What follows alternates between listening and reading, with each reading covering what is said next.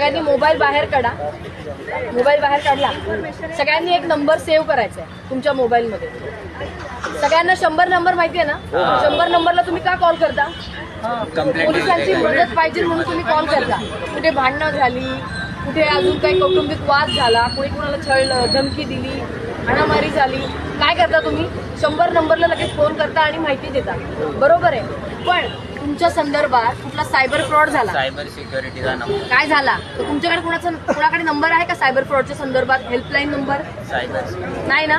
तर सगळ्यांनी मोबाईलमध्ये एक नंबर सेव्ह करा. 1930 1930 1930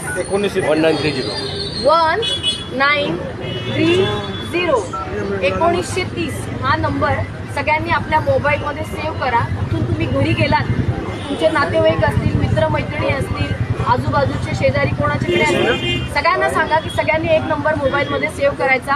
1930 1930 1930 हा जो मोबाईल नंबर आहे हा हेल्पलाईन नंबर आहे. तुमच्याकडे तुम्हाला कुठलाही अननोन फ्रॉड व्यक्तीचा, सगळ्यांना सगळं माहिती आहे. यूट्यूब सगळे बघतात, इंस्टाग्राम बघतात, रील्स बघतात, सगळ्यांना सगळी माहिती आहे की आपल्यासोबत स्कॅम कसा होतो, फ्रॉड कसा होतो, पैसे कसे ट्रान्सफर होतात, माहिती आहे का?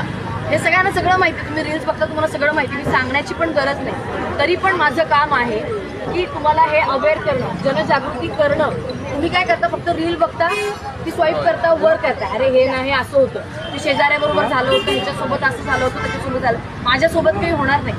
पण तुमची ही वेळ येणार, तुमच्यासोबत सुद्धा स्कॅम घडणार आणि शनिवार रविवार तर हे खूप मोठ्या प्रमाणावर चालतं. तर हे होऊन न द्यायला, हे थांबवण्यासाठी आपण काय करू शकतो?